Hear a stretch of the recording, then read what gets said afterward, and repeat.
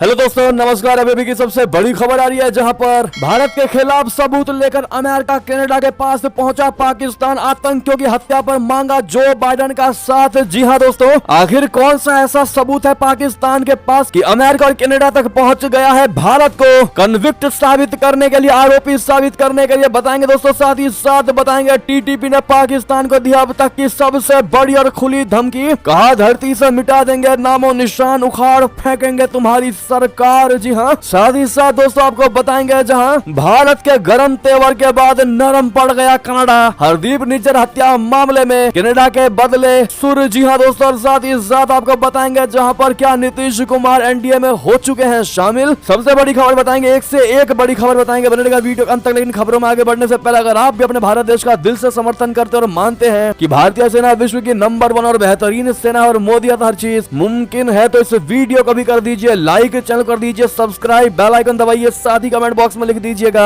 जय हिंद। जी हाँ दोस्तों, तो चलते हैं पहली और सबसे बड़ी खबर की तरफ, जहां भारत के खिलाफ सबूत लेकर अमेरिका कनाडा के पास पहुंचा पाकिस्तान। आतंकियों की हत्या पर मांगा जो बाइडेन का साथ। बता दें, पाकिस्तान ने पिछले साल अपनी सीमा के भीतर 2 पाकिस्तानी नागरिकों की हत्या में कथित भारत की भूमिका को लेकर अमेरिका और कनाडा से संपर्क किया है। पाकिस्तान अब इस मामले को कनाडा और अमेरिका के सामने भी उठाने जा रहा है। पाकिस्तान सरकार का कहना है कि उसने अंतर्राष्ट्रीय कानून और संयुक्त राष्ट्र चार्टर के सिद्धांतों का उल्लंघन करते हुए की गई इन हत्याओं में भारत की भूमिका की जानकारी अमेरिका और कनाडा तक पहुंचाने का फैसला किया है। पाकिस्तान ने जिन 2 देशों यानी अमेरिका और कनाडा से जानकारी साझा करने की बात कही है, वो दोनों देश भी इसी तरह के आरोप भारत पर बीते साल लगा चुके हैं। पाकिस्तान के अखबार द एक्सप्रेस ट्रिब्यून ने जांच से जुड़े एक अधिकारी के हवाले से कहा है कि पाकिस्तान अपनी जांच के बारे में कनाडा और अमेरिका को जानकारी देगा। ऐसा करते हुए वो भारत के इस अभियान के बारे में यूएनएससी के सदस्यों को भी विश्वास में लेगा। अधिकारी ने कहा कि भारत ने उन लक्ष्यों को हासिल करने के लिए बहुत ही परिष्कृत और सुव्यवस्थित अभियान का इस्तेमाल किया। तीसरे देश से काम कर रहे भारतीय एजेंटों ने पाकिस्तान में अपनी योजनाओं को अंजाम देने के लिए छोटे अपराधी और जिहादी मानसिकता वाले लोगों का इस्तेमाल किया। तो वहीं ट्रिब्यून से इस अफसर ने कहा कि भारतीय एजेंटों ने इन हत्याओं को अंजाम देने के लिए अलग अलग तरीकों का इस्तेमाल किया। जैसे मोहम्मद रियाज के मामले में एक भारतीय एजेंट ने स्थानीय लोगों को यह बताकर उसका पता लगाने की कोशिश की कि उस पर कुछ रुपए बकाया है। ऐसा करते हुए कई स्थानीय लोगों को गुमराह किया गया था। यानी कि दोस्तों अब इन दोनों पाकिस्तानियों के हत्याओं का आरोप भारत पर जबरदस्ती मरने की कोशिश में लगा हुआ है पाकिस्तान। न जाने कौन सा उसके पास ऐसा सबूत है जिसको लेकर अमेरिका और कनाडा के पास गया है। अब तक उस सबूत का खुलासा नहीं किया है दोस्तों। पाकिस्तान कह रहा है कि हमारे पास सबूत है और इसीलिए हम कॉन्फिडेंट होकर के अमेरिका और कनाडा के पास आए हैं। अब देखना ये होगा दोस्तों कि आखिर पाकिस्तान किस हद तक जाता है और भारत का इस पर क्या रिएक्शन होने वाला है। लेकिन एक चीज तो क्लियर है दोस्तों कि निज्जर की हत्या में जिस प्रकार से कनाडा ने भारत पर आरोप मढ़े थे और अमेरिका ने भी गुरपतवंत सिंह पन्नू के ऊपर हुए हमले का आरोप जिस प्रकार से भारतीय नागरिक पर मढ़ा था, इन्हीं कारणों से अब पाकिस्तान इन दोनों देशों के पास जा रहा है ताकि ये दोनों देश गंभीरता से इस मुद्दे को सुनेंगे, ऐसा पाकिस्तान को लगता है। बहरहाल दोस्तों, भारत का इस पर क्या रिएक्शन होने वाला है, जैसे कोई रिएक्शन आएगा सबसे पहले आपको बताएंगे। चैनल पर नए हैं तो सब्सक्राइब और बेल आइकन जरूर दबा लीजिएगा। अगली खबर की बात करें, जहां पर टीटीपी ने पाकिस्तान को दी खुली धमकी, धरती से मिटा देंगे, नामो निशान उखाड़ फेंकेंगे सरकार। बता दें, पाकिस्तान और टीटीपी बोले तो तहरीक तालिबान पाकिस्तान के बीच इन दिनों तनाव बढ़ा हुआ है। इस बीच टीटीपी ने धमकी दी है कि वो धरती से पाकिस्तान का नामो निशान मिटा सकता है। पाकिस्तान के सेना प्रमुख जनरल सैयद असीम मुनीर के आरोप लगाया था कि अफगानिस्तान बलूचिस्तान में आतंकवाद को बढ़ावा दे रहा है। पाकिस्तान के प्रति अफगानिस्तान का व्यवहार मित्र जैसा नहीं है। इसके बाद टीटीपी की ओर से यह धमकी दी गई है। टीटीपी ने पाकिस्तान के सेना प्रमुख जनरल सैयद असीम मुनीर के हालिया आरोपों के जवाब में कहा है कि उनका संगठन पाकिस्तान को खत्म कर देगा। इस धमकी का वीडियो सोशल मीडिया पर शेयर किया गया है। वीडियो में पंजशीरी तालिबान कमांडर अब्दुल हामिद खोरासानी को पाकिस्तान के सेना प्रमुख के बयानों का जवाब देते हुए दिखाया गया है। खोरासानी ने कहा कि जल्द ही टीटीपी के लड़ाके आपकी काफिर और दमनकारी सरकार को उखाड़ फेंकेंगे। अगर मुल्ला हिबतुल्लाह आदेश देंगे तो पाकिस्तान को धरती से मिटा दिया जाएगा। बता दें कि जनरल मुनीर ने अफगानिस्तान को लेकर सख्त बातें कही हैं। उन्होंने कहा है कि पाकिस्तान के लोग अफगानिस्तान और वहां के लोगों को प्राथमिकता देते हैं। दोस्तों अगली खबर की बात करें, जहां पर हरदीप निज्जर हत्या मामले में कनाडा के बदले सुर नरम पड़ गए। सुर भारत को लेकर कही ये बात। बताते भारत और कनाडा के बीच चल रहे मनमुटाव के बीच एक अच्छी खबर सामने आई है। कनाडा के राष्ट्रीय सुरक्षा और खुफिया सलाहकार जोडी थॉमस ने कहा कि ओटावा को खालिस्तान समर्थक हरदीप सिंह निज्जर की हत्या की जांच में भारत से काफी सहयोग मिल रहा है। शुक्रवार को सेवानिवृत्त होते ही कनाडा की एनएसआईए जोडी थॉमस ने संकेत दिया कि 18 जून को खालिस्तान समर्थक हरदीप सिंह निज्जर की जांच के संबंध में ओटावा को भारत से अधिक सहयोग मिल रहा है और रिश्ते बेहतर हो रहे हैं। थॉमस ने शुक्रवार को कनाडाई मीडिया को दिए साक्षात्कार में कहा कि मैं भारत को सहयोग न करने वाला नहीं कहूंगी। मुझे लगता है कि हमने उस रिश्ते में काफी प्रगति की है। दरअसल कनाडा के प्रधानमंत्री जस्टिन ट्रूडो ने इस हत्याकांड पर कहा था कि कनाडा विश्वसनीय आरोपों को सक्रिय रूप से आगे बढ़ा रहा है। भारत ने इस बयान को बेतुका और प्रेरित बताया था। अगली खबर की बात करें, जहां भारत फ्रांस के बीच हुए अहम समझौते, मैक्रोन के दौरे दौरान हेलीकॉप्टर, जेट इंजन से लेकर स्पेस मुद्दों पर बनी सहमति। दरअसल प्रधानमंत्री नरेंद्र मोदी जी और फ्रांस के राष्ट्रपति इमैनुअल मैक्रोन के बीच वार्ता के बाद दोनों देशों ने महत्वपूर्ण सैन्य हार्डवेयर विकसित करने के लिए एक महत्वाकांक्षी रक्षा औद्योगिक रोड मैप पर मुहर लगाई। वहीं एयरबेस एसई और Tata advance systems limited H-25 helicopter संयुक्त रूप से निर्मित करने पर सहमत हुए। फ्रांस और भारत ने defence space partnership, satellite launch,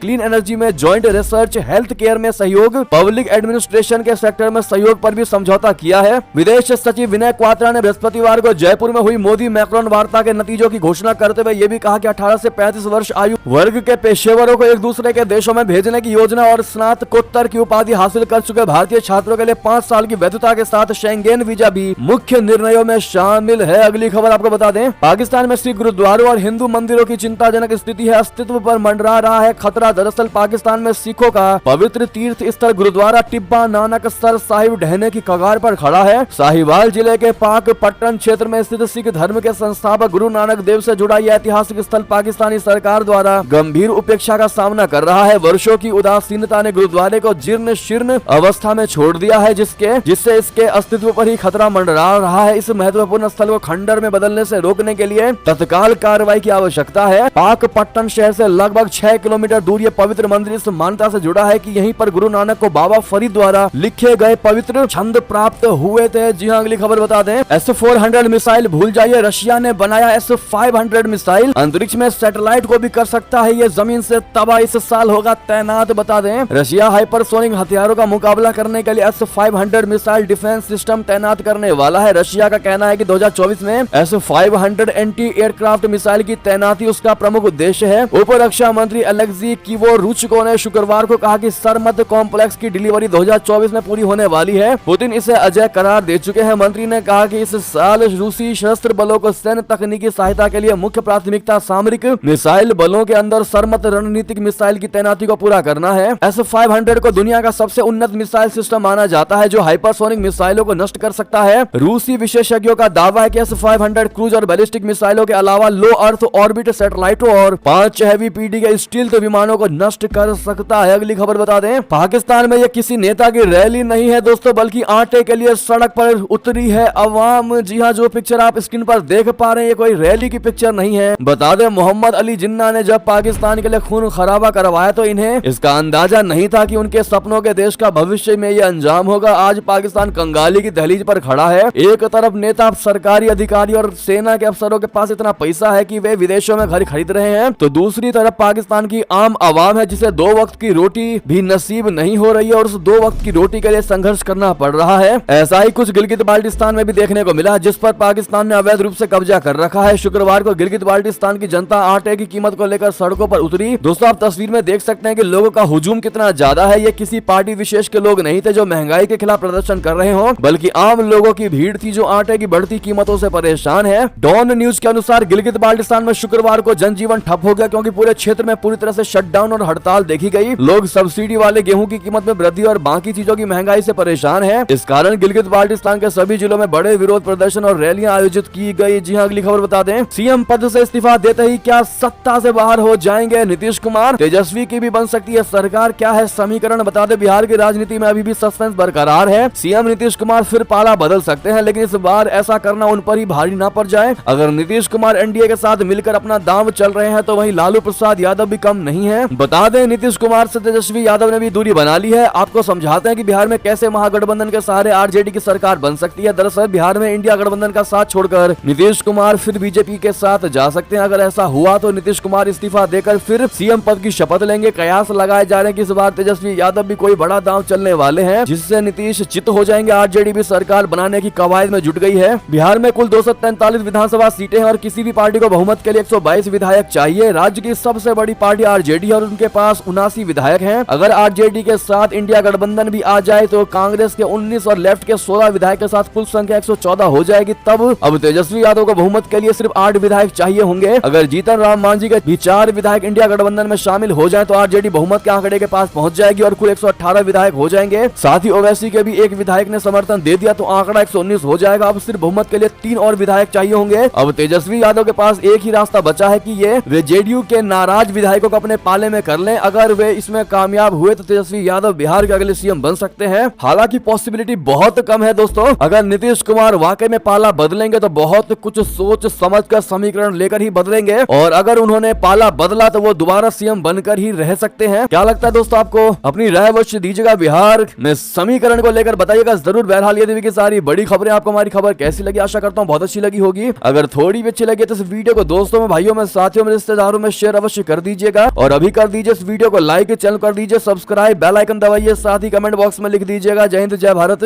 और यहाँ तक बने रहने का सभी का बहुत बहुत धन्यवाद।